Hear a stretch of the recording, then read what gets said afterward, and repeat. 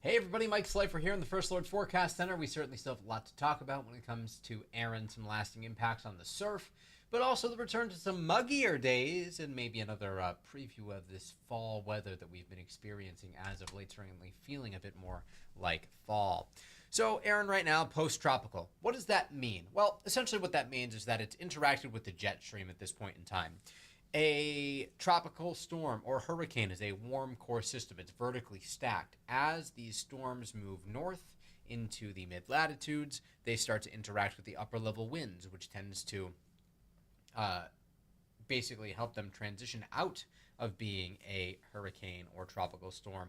It loses those tropical characteristics. It starts to get fronts, etc. And you'll note this was the last update from the National Hurricane Center. It doesn't even show exactly where the center of the low is anymore relative to the cloud tops that you see, but the forward speed has been picking up rather quite a bit.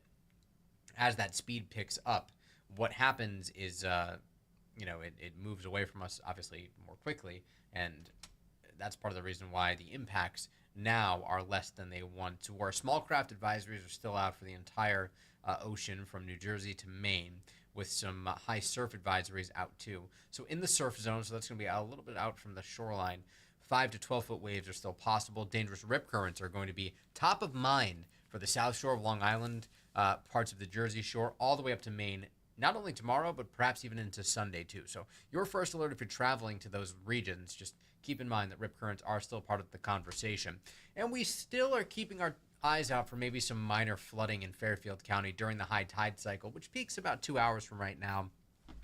This would be for the typical prone areas. It's less of an issue for New Haven, and certainly less of an issue as you head east through Middlesex and New London counties. But still, there could just be some minor issues related to that during the high tide cycle. But it's not just Aaron that we're talking about here in the tropics. There is another disturbance that is marked here with a red X. That is a high chance of becoming a named system here in the next 7 days. 90% chance as it makes its way closer to Bermuda. It does not pose any risk to the United States. We will, of course, continue to monitor that. And there's another disturbance south of that approaching the Lesser Antilles. That has a low chance of actually becoming a named system, a bit of a downgrade compared to where it was earlier today. The next name on the list is Fernan, and we will, of course, be the first to alert you if anything else becomes named in the tropics, really, if and when.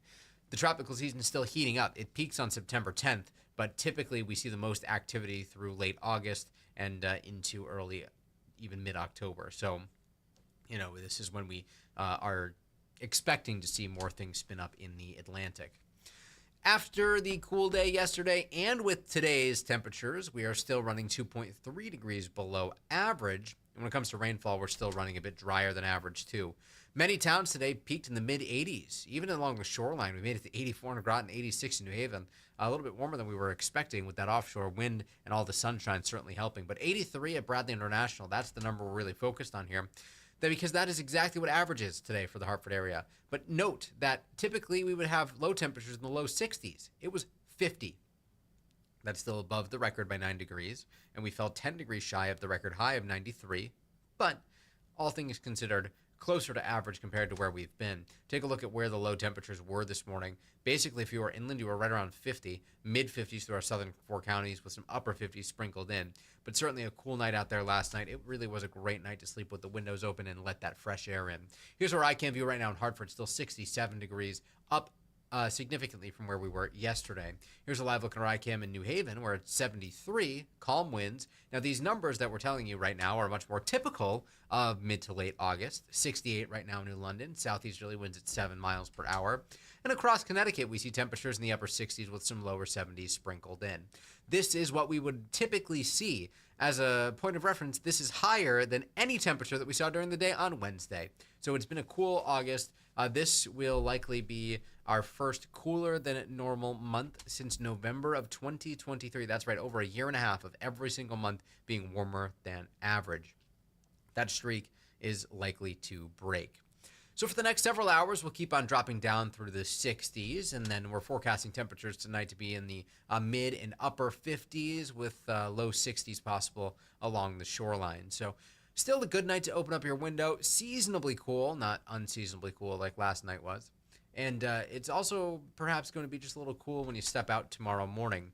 And it's a big day because it's the Plainville Fire Company's Hot Air Balloon Festival at Norton Park. Temperatures for the first launch at 6 a.m. will be around 60 degrees. You might want an extra layer. No breeze, but as the day goes on, we do expect the breeze to develop.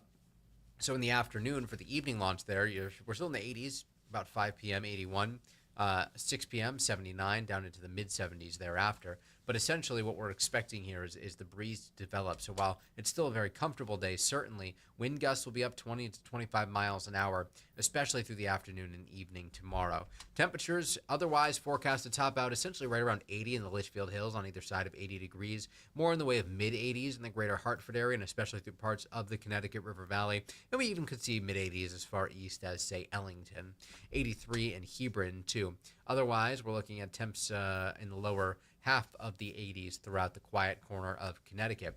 With a bit of an onshore wind tomorrow, southerly wind, temperatures will be near 80 along the 95 corridor. Inland sections of our southern four counties forecast to make it into the mid-80s tomorrow. Really just a stellar August day. Maybe your plans tomorrow will take you to the Brooklyn Fair. Guess what? Good to go. Temperatures will be in the upper 70s, falling into the mid-70s as we approach sunset, 60s thereafter. A lot of fairs going on this weekend. We have the Fireman's Carnival in Winstead. We also have the Chester Fair, 80 at 5 p.m. tomorrow, 74 by 7 in the evening, 70 by 9 p.m. Full sunshine out there, of course.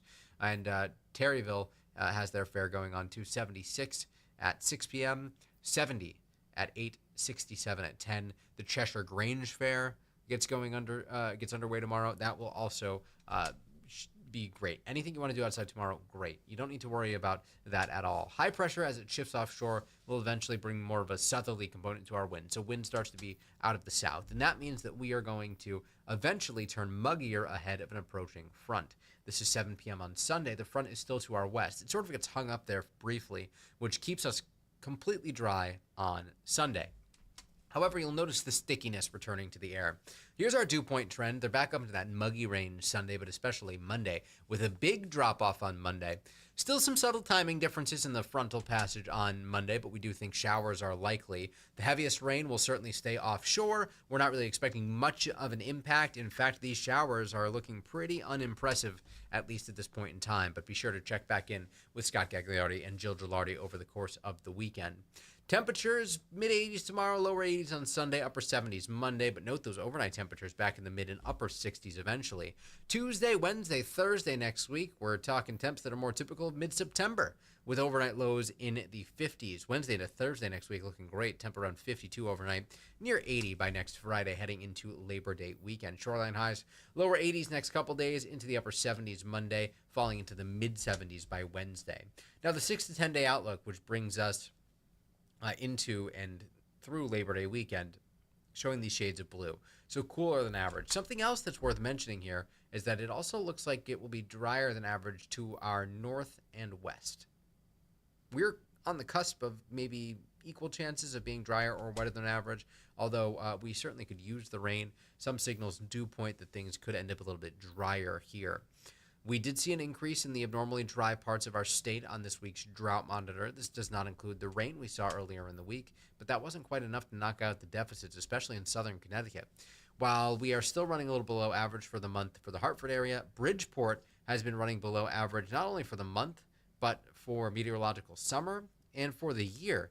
We are down over 11 inches of rain, or the liquid equivalent of anything frozen in Bridgeport, so we certainly need some shoreline rain to help even the playing field a bit. As we get a little bit later into the month here and approach the start of meteorological fall, September 1st, your average high temperature for the Hartford area goes to 80 on September 2nd, 70 by September 29th. So those average highs really start to fall pretty quickly once we get into October. So just something to keep in mind there. We're also less than a month away from our final 7 p.m. sunset of the year. That's September 15th. You might want to mark it on the calendar. Just a date to keep an eye on here as we get a little bit closer. So first alert 7-day forecast, one final check here. No big changes. Breezy, turning breezy tomorrow, muggy on Sunday. Then there's the chance for showers Monday as that cold front comes through. We'll clear the mugginess out the middle of next week. Temperatures will drop back down below average, perhaps even some unseasonably cool nights in the mix with a gradual rebound as we approach Friday. All things considered, a pretty nice way to wrap up August. School starts for some students next week. You might need the umbrellas on Monday for the first day of school, but everything else otherwise looking pretty good. That is our final First Alert Weather Extra for the week. The next one will be at 8 o'clock on Monday morning. But you can always get updates in between on the free First Alert Weather app. Also, we will be on the Wax at 10, Channel 3 tonight at 11, and we'll see you over on throughout the course of the weekend.